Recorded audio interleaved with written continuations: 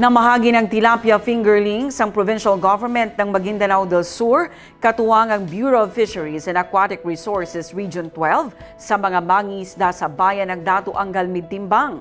Ang kwentong Fisheries and Aquatic Resources mula kay Naphtali Velarde.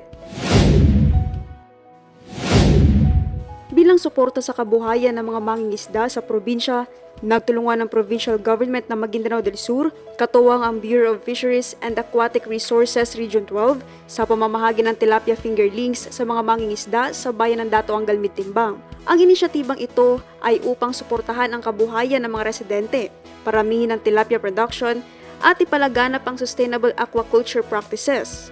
Naphtali Velarde, iMinds, Philippines.